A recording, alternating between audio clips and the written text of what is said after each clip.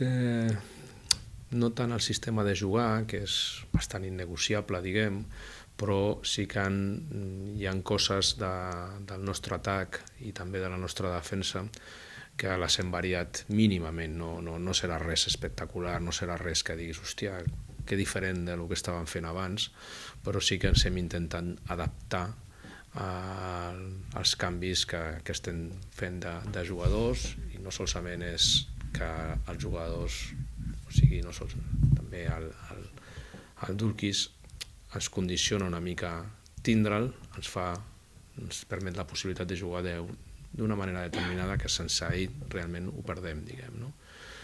Però, bueno, tenim que fer un descart i aquesta jornada no serà sempre així, li ha tocat amb ell.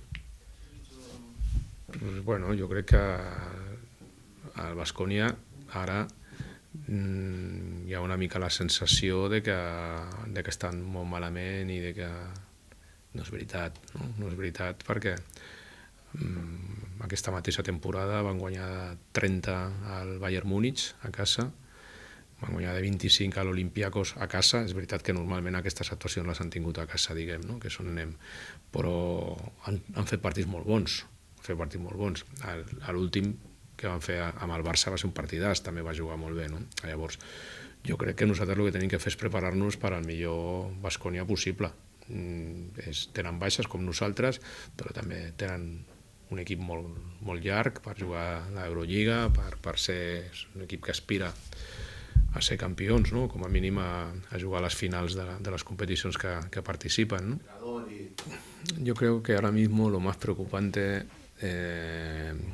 es esto que estamos haciendo, de que jugadores que no están lesionados no puedan jugar.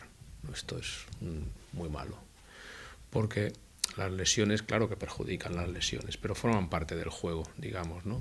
Bueno, intentas, evidentemente, que te gustaría que no sucedieran, pero bueno, los rivales también tienen, forma parte del camino, ¿no?